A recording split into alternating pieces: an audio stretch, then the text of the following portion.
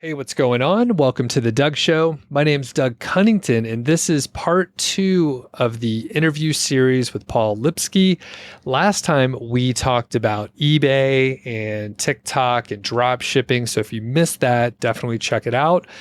And today we're going to talk about YouTube and sort of the life cycle of a YouTuber, and I mean, starting a YouTube channel and creating content and all that stuff. So Paul, welcome to the studio. Thanks for coming out here. I love doing in-person interviews. Yeah, thanks for having me. This is actually, I think this may be like the first live in-person podcast I've done. Very cool. Have you done a lot of podcasts in the past? I've done a couple of them. Okay. Yeah, it's there's something a little different doing it in person. I mean, obviously the body language and we could look at each other and all that stuff. But I mean, we do get so used to like working on the computer and Zoom and like creating video and all that stuff. But it's great to just look directly at someone and have a conversation. So if y'all missed out on the first episode, check it out and you can hear more about Paul's backstory. But we're just going to jump right in and focus on YouTube stuff. And when did you get started on YouTube? Yeah, so I got started in 2017. I had started drop shipping in January, and I was part of a few online forums that were talking about drop shipping. And I was getting a lot of questions because I was doing pretty good with it. So I made like a couple of really bad videos describing how I was doing something. I was using this really like terrible software that wasn't designed for drop shipping. So I basically did like a tutorial video, screen recording, showing how I use it. So that was the first one. And then, I don't know, later that year, I just started making a couple of more, just talking about my experience and giving some tips about drop shipping. So that was late 2017. And then early 2018, I kind of like caught a break, to be honest, because yeah, it's kind of a weird story, but in 2015, I was super into this raw food diet where I was basically eating like a lot of fruit. And okay, don't judge. And so there was this camp for adults in upstate New York. That's where I lived at the time. And I'm sorry for this tangent. This is going to make sense in a second. So I went to this camp where all you ate was fruit. And it was like a weird hippie sort of time. I was there and I met this guy there named Steve Rakin. And Steve had a YouTube channel where he talked about eBay. He was doing like thrift store stuff on eBay. And he was like, yeah, I'm going to be a YouTuber. It's going to be my whole life. And I was like, okay, dude, whatever you say. A couple of years later, his YouTube channel is huge. He's a YouTuber, like that he actually made it. So then I lost contact with him this whole time. And then early 2018, I saw his channel, I reached out to him and he was like, yeah, I remember you, and like brought me on his channel and like it really pumped my channel up. So, you know, you just never know, like these weird things in life, like why did I go to that fruit place? It was worth it in the end. That's so funny. What the fuck, man? Yeah. Fruit camp. Yeah. And people hang on to until the end of the interview. We actually did a sound check where we talked about diet a little bit. So it goes in together. And I was like, I could talk to you about food and diet and fitness for like 6 hours. We're hiking tomorrow. Yes. So I think we might actually do that. But okay, fruit camp, we'll put a pin in that. Hey, what's your favorite fruit? It's pretty basic, but bananas. It's not basic, man. You know what you like. I'm super into berries right now. I mean, I love bananas too, but the blackberries and blueberries and raspberries. Nice. I'm really hooked. Good for on your those. brain, I hear. Yeah, I need all I can get. Okay, so berries are great. Fruit's awesome. And you caught a break. How big was Steve's channel when he had you on? I think he was under 100. So I want to say he was like in like 70,000 or 60,000 or so, but like super good engagement. Okay. Yeah, really good engagement on his channel. And how big's your channel now? I'm at like 110, I think, or 106, somewhere around there. Okay. And so quick note, we're asking about the subs. It's just a vanity metric really, because I was telling you on our last hike that I have a plaque right in front of me. I think I have like a probably by the time this goes out, I'll have like 130K or so. Nice. It's all smoke and mirrors. It's all bullshit. I've been running some ads, and actually one of my friends texted me earlier today. The guy, you haven't been to a Camp Fi, have you? No, I haven't. Okay.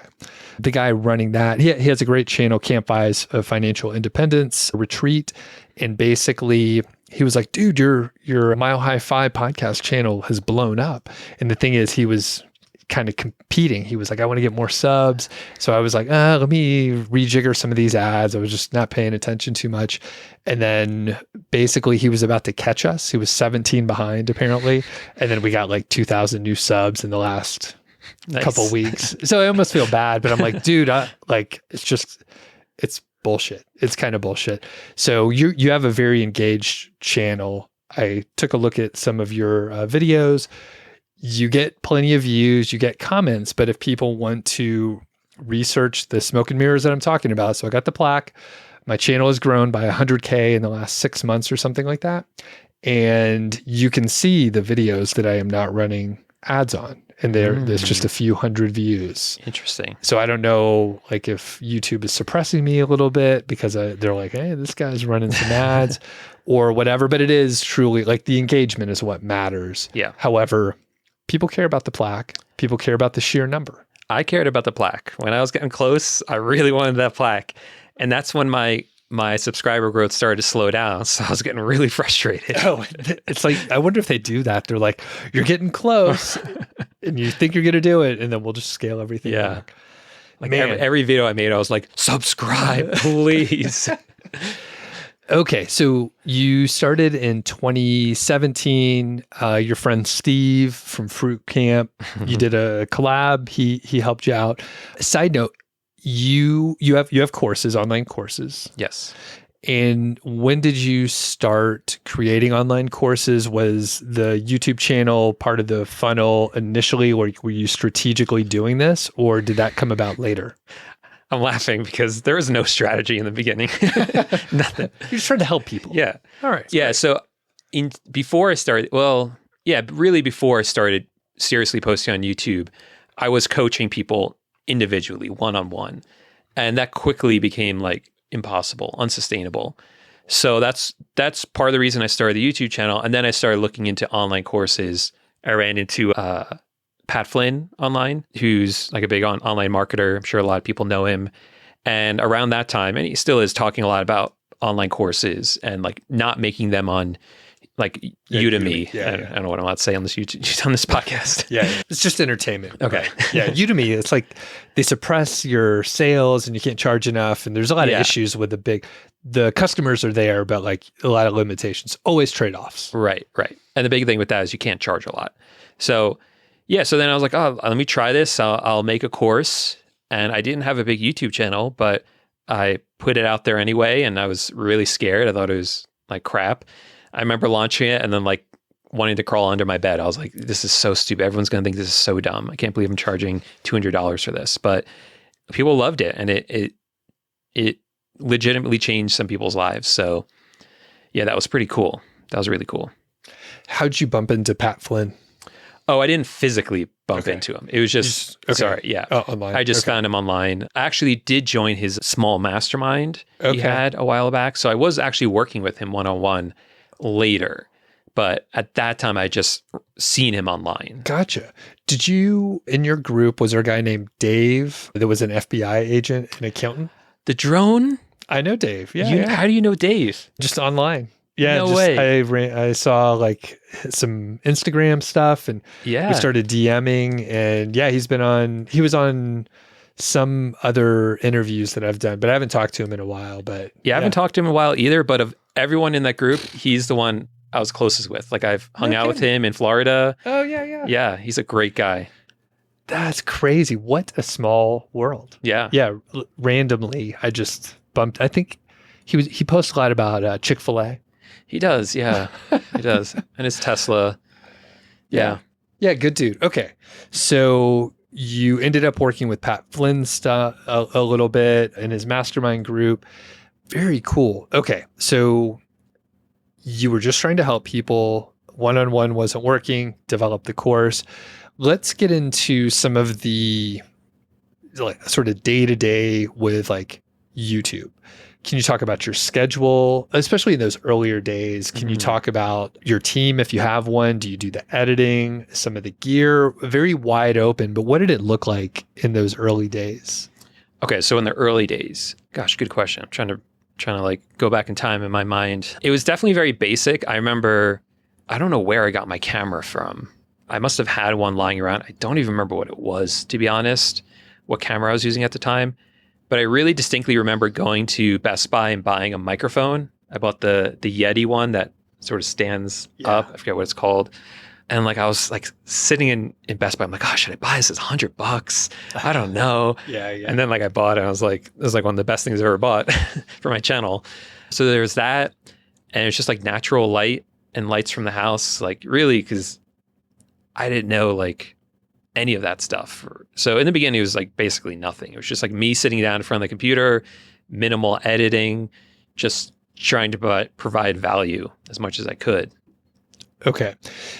And that makes sense. I always say people should focus on audio. Like people can handle poor lighting or bad video, but if your audio is goofed up, people will not stick around. Right. And nowadays, maybe even more so because most people watch on their phones. It depends on your channel, but a lot of people watch on their phones. Yeah. And I think I got somewhat sort of like lucky because right before that, I'd sort of gotten into photography for like a very short moment. So I actually had like a decent camera that I could use. But this was when I was in New York and we had a 1-bedroom apartment. It was like 500 square feet. So like anytime I wanted to make a video, I had to kick my husband out or like quickly make it. It was stressful. I remember those days too, where it's just like, I'm in a studio now and you have a studio and like, I suspect your lights are kind of permanently up, your camera's up. So you just like click, click, click, everything's ready to go. But it was a struggle back then. It would take me like 30 minutes to set things up and then I have to tear it down. So it's like, all right, I really want to batch videos. And were you doing the same thing? Yeah. Batching. Yeah. And now I hate batching. I will not do it. Exactly. Yeah. Don't like it. It's like, I just want to get a finished product and like move on. Right. All right. So you were doing minimal editing back in those days. Do you do more editing now? I mean, your videos have really evolved, I think, right? Yeah. Actually, come to think of it, I don't do much editing now either. So I went through like a lot of changes. I had an editor for a while that I'd hired out and he was able to do some really fancy, cool stuff. But, at some point when the channel started making less money, I decided to go back to editing myself, keeping it really simple. And that sort of works. So yeah, It's nothing crazy. Got it. And were you running ads on your channel, or because you had the course, you just sold your course and had the great margins and no other people running ads on your channel? Oh, you mean, so was I running ads to my channel? Is that what you're asking? Yep. Were you monetizing your channel via ads like AdSense? Oh, I see. Yes. Yeah. Yeah. As soon as I had AdSense, I turned it on. So I started making money. Unfortunately, right when I was supposed to qualify to be able to run ads, that's when there was that big like adpocalypse. Oh, yeah. If you remember that. Right. And they changed all the rules. So I had to wait longer to get more subs or more views or something. So it took me a while to become monetized, but I'd already had my course up by then. So it didn't really matter. Okay. Yeah. Do you run ads now? I still have AdSense on. Yeah. Okay. What do you earn if you can share like per month? Right now it's about like $1,500 a month. Okay. Yeah. And do you know how many views you get per month so people get back in? It's okay if you don't remember. I don't know off the top of my head. I don't have the YouTube app on my phone, the studio app. So Smart. I couldn't check. Yeah. Okay. Very good. And for me, like, so I don't run ads on my channel. I think there's a couple older videos, but at some point I was just like, I don't want to make money online, people running ads on my channel. So I'm just like, I'll just turn everything off. Okay. I am curious now if I did turn it on, like what it would be.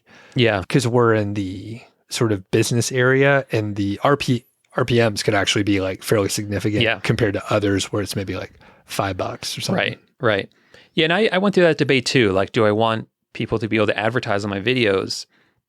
So I wasn't sure, and I kind of had this theory, and I've heard this from other people, and there's absolutely no proof of this, but it makes sense. It makes too much sense to my mind to not run with it, which is that YouTube will promote videos if there's ads running on them, so they can make money. I was like, that makes sense. It does. Yeah, so there's I'll logic. keep them on. Yeah, and it helps the channel like pay for itself. You know, I have to buy equipment, I have to pay for an editor, so it kind of offset that.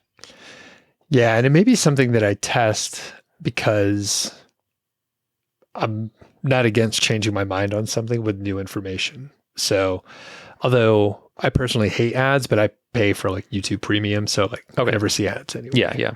So, okay, moving on. You mentioned when the channel started earning less money, and it sounds like you were sort of just downscaling and stuff like that. So, you've been doing this a little while. You've had good growth. You're selling your course, but there's always an evolution of like creators.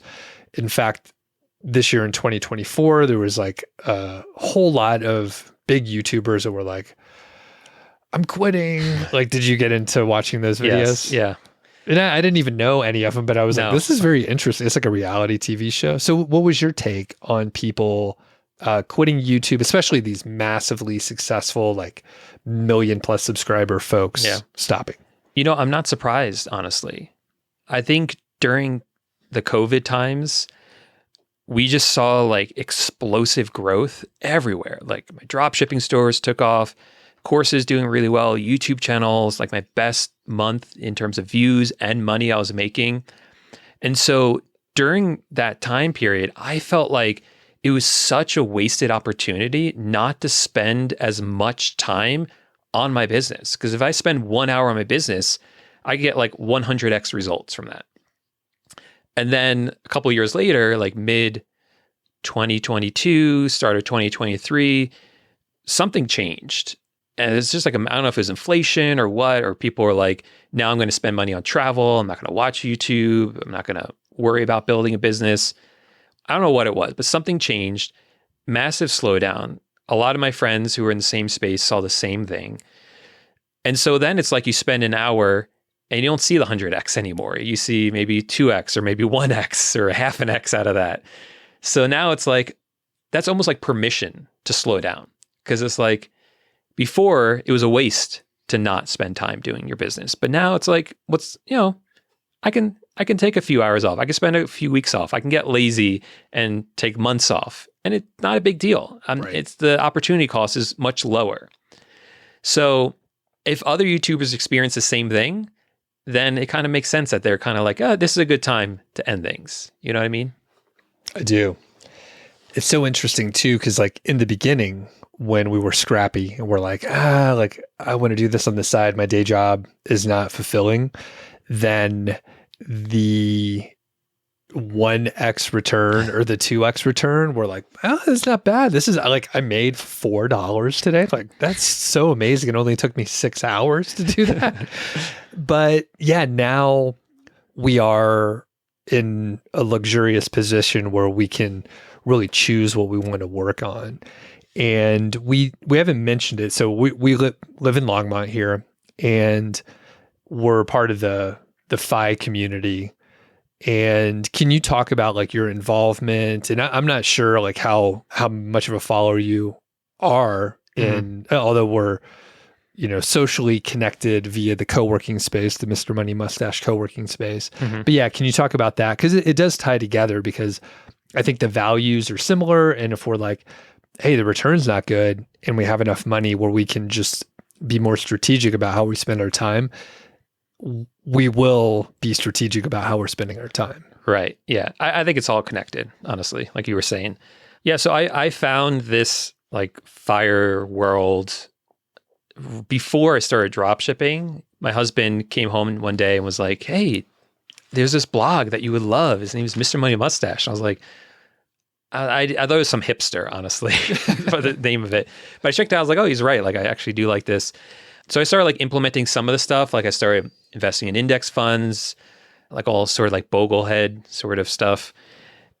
And I remember when he posted about the co-working space, I remember that post and remember saying, oh, that's cool, but I'm in New York, he's in Colorado.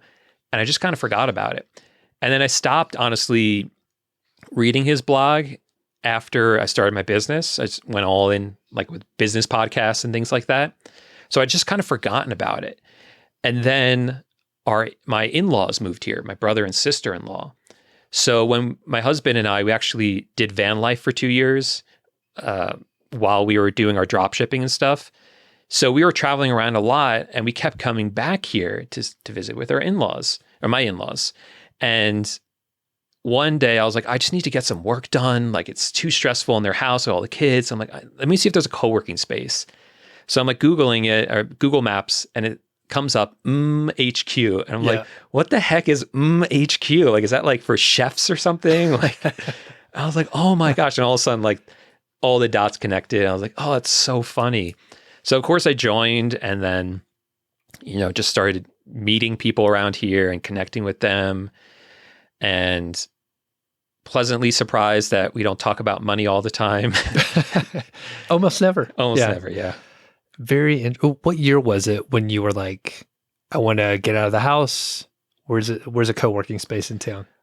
So that must have been 2021. Okay. Yeah. Got it.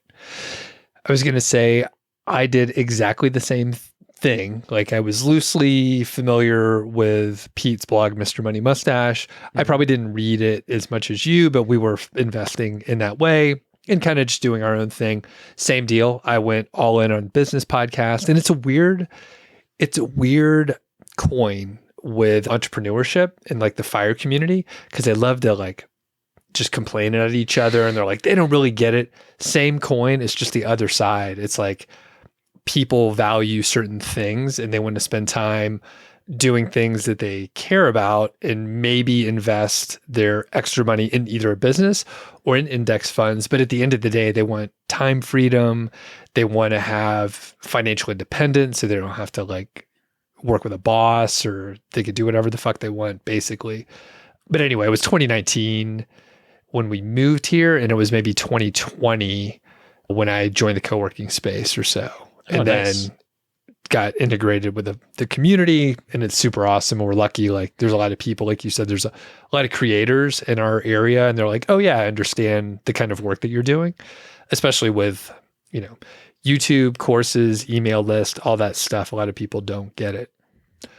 Well, as we're coming towards the end, what kind of struggles are you having with like YouTube and sort of the grind? And I'll give you a second to think, because just earlier today, I was telling Elizabeth, my wife, about a course. I'm probably going to do a podcasting course. I think we chatted about it a little bit, but even though I've launched, I think like 6 different courses, all successful and they were all fine, I have like a hang up. Like for the last few weeks, I've just been like, do I want to put myself out there again? Like that never goes away, even if you've done it before, which is really weird because I don't know why I'm not like pushing past it, but it's difficult. And part of it is like putting more content on YouTube or podcast or sending out those sales emails and stuff like that. Even though I know, like I literally have a wait list of people who are like, tell me when you have the product because I want to buy it from you.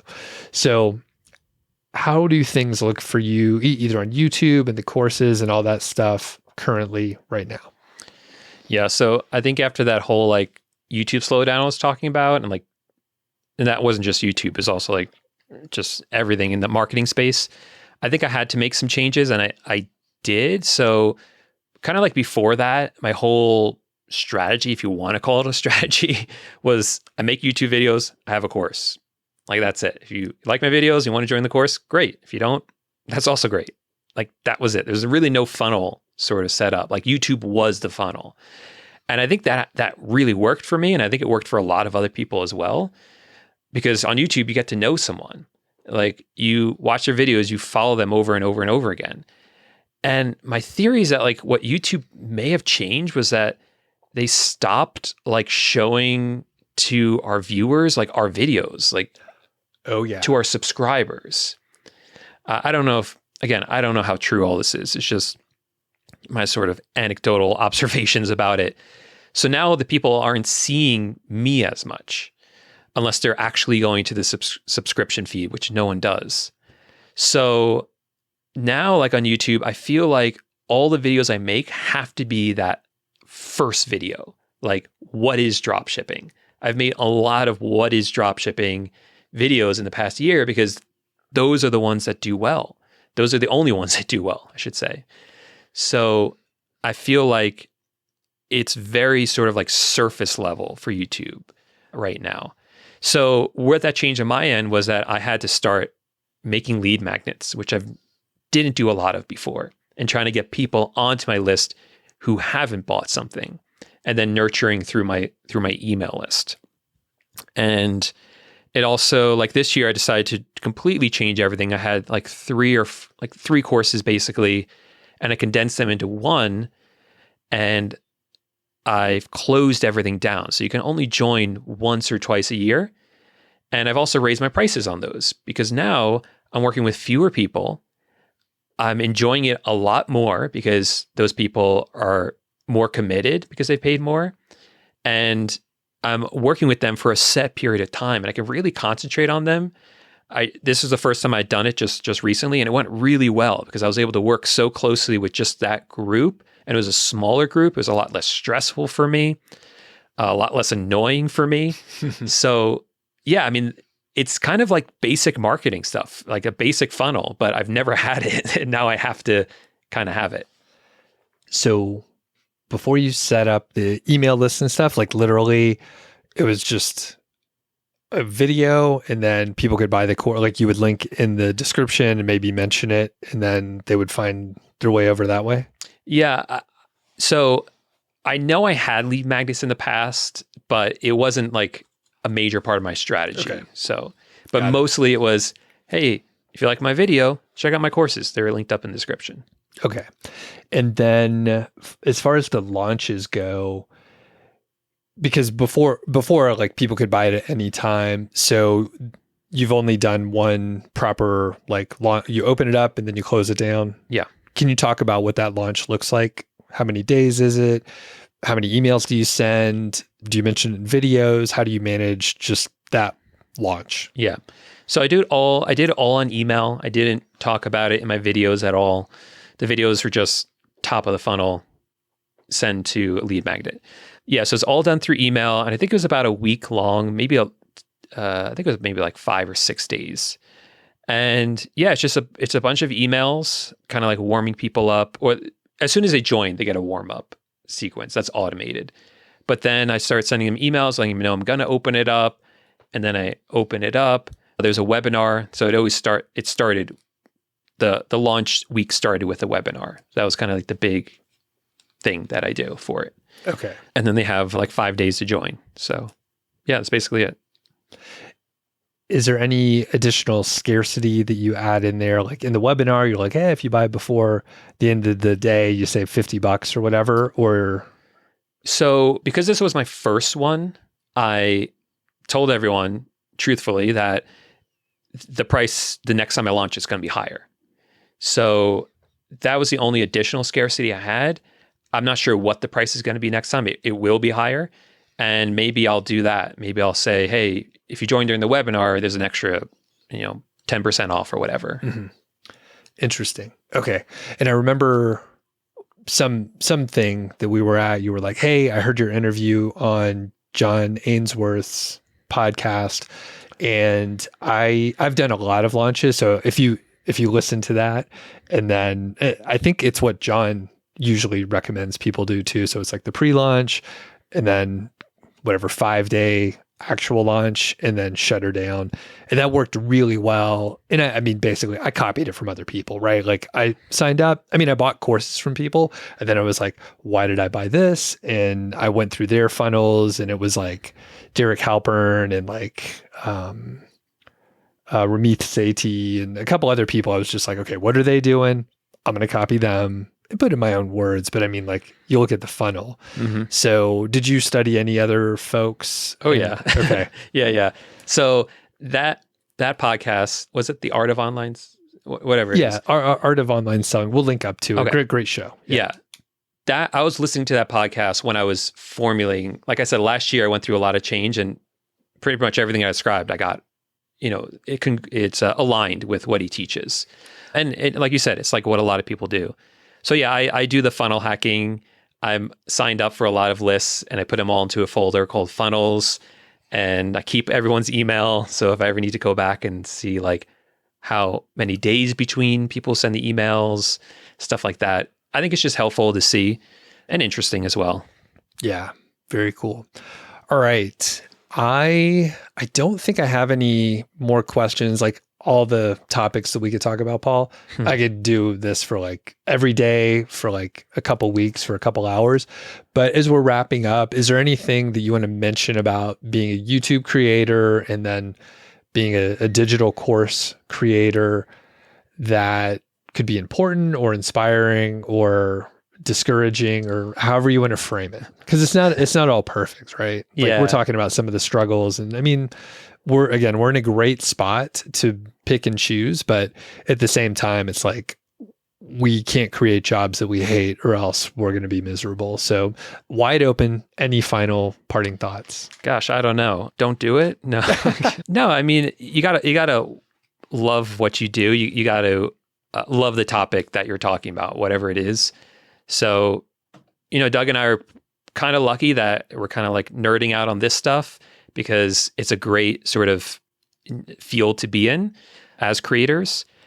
But if you love, playing piano, for instance, there's a market for that, and if you're making videos about online marketing and you don't love it, that's going to show, and you're not going to want to keep doing it. So make the videos about piano, been playing piano, and teach people piano. Yeah, I guess that's the best I can offer people.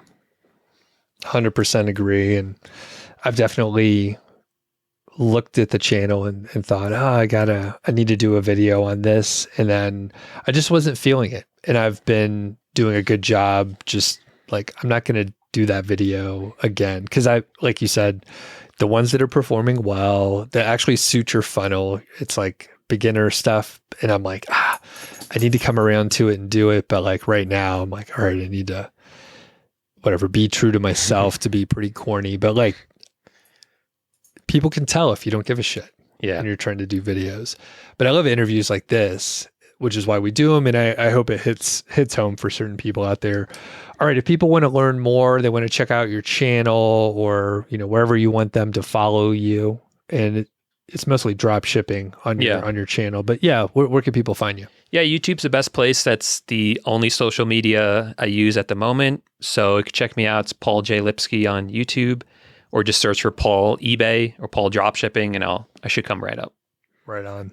Well, thanks a lot for hanging out. And if people missed the first episode, be sure to check it out. We talk about drop shipping and really kind of focus in on the TikTok and eBay area. It sounds like TikTok is a pretty ripe zone and subsidized. It sounds crazy. All right. Well, thanks a lot. And thank you. We'll hike tomorrow. Yeah, sounds good, man.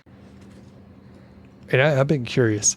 So the other week, Elizabeth she thought that you were vegan, but you're pescatarian, right? Right. Yeah. Which sounds like a religion now that I say it. It's like Catholic, but not quite. So, and you're also in shape. I'm looking at your guns there. What's your diet like? How do you track protein pretty closely where you're getting enough? Or no, tell me about it. I don't. I actually used to be vegan, so she's not far off. Okay. But I was vegan for a while. And then when I started working out a lot more, I felt like I wasn't getting enough in terms of recovery. So I started eating eggs, and then I added in some seafood. So I don't track any of it. I just don't feel like I need to. I just try to eat like a balanced meal, protein, a vegetable, or, lots of fruit as well. And that's kind of it, and making sure I eat enough too. Okay. Yeah. Yeah. It's always like, just try to eat a balanced meal. There's no secret. You can go insane trying to measure all your macros and stuff. And I don't know, that's not for me. I don't want to spend the time doing that. Yeah. And I think I was like chronically like under eating and like intermittent fasting and stuff, and then trying to work out, and the workout sucked. So now I counted macros for maybe a couple months just to get a baseline, and then I stopped, and now I just try to make sure I eat enough protein because I wasn't eating enough before. Right. And it's easy for me because I eat all sorts of meat. Right. So if I just really load it up, and then if we're on vacation or whatever, it's just like all bets are off. And if I go to a place, maybe I'll get an extra chicken breast or whatever. Sure. But yeah, it's pretty tough. Well, that said, did you grow up working out, or did you get a lot stronger in the last few years? No, it's definitely been the last year that I've gotten stronger. Okay. I had tried to work out for like most of my life, like lifting weights, like everything that people tell you to do to gain muscle and weight, like lift heavy, low reps, that sort of thing. And I could never gain weight. I've always just been like stuck, or I would lose weight. It was very easy for me to lose weight. And so I was just kind of stuck for a while. And then I started doing this new stuff that I do, which is all this ninja training. If you've ever seen American Ninja Warrior, it's like that. I'm not on the show. Everyone always asks, I'm never going to be on the show, but it's fun stuff. There's a gym here where you can do all that stuff, and it's just so much fun. And I spend hours there. I got lost doing it. So I'm like hitting those muscles over and over and over again. And obviously the protein from eggs and fish definitely make a huge difference. And so like in the past 8 months or so, I've gained like 10 to 15 pounds. Holy shit. Yeah. God damn. And I wasn't even trying to. And you were obviously at a calorie surplus, so you were able to put it on, and you were doing enough like muscular activity. Right. Okay. Yeah. How old are you? 35. I turned 36 on Saturday. So, yeah. All right. Coming up. I just turned 45. Okay. Interesting. Well, that gives me hope. Although you got the 10-year, youth on me. So yeah. I got a side note, and then we'll move on. I was going to say I could do like a whole show just talking about this stuff, but there's a guy that I was on. I went to a couple Toastmasters meetings. A guy named Brad, who I think he auditioned for American Ninja Warrior. We watched the show for a few years way back, but does he go to the gym here? I think he may have been out of the Boulder area, but he was in some of the Toastmasters meetings around here. Oh, really? I don't know anyone named Brad. It's a pretty small community. Most of these gyms, they cater to kids, kind of like karate gyms, if you think about those. Like it's mostly kids that go, but there's always like a small core group of adults. So there's, like a dozen of us or so that do this, and there's local competitions we do.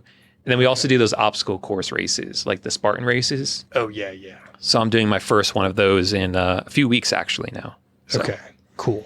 Well, and I wonder if you bumped into him at like the competitions, because there's probably not a ton of them around. So people come from all over the metro area to do it, because there's not that many of y'all, right? So right. Yeah, I'll ask around if anyone knows a Brad. I forget I think that was his name. It could have been something. I don't know.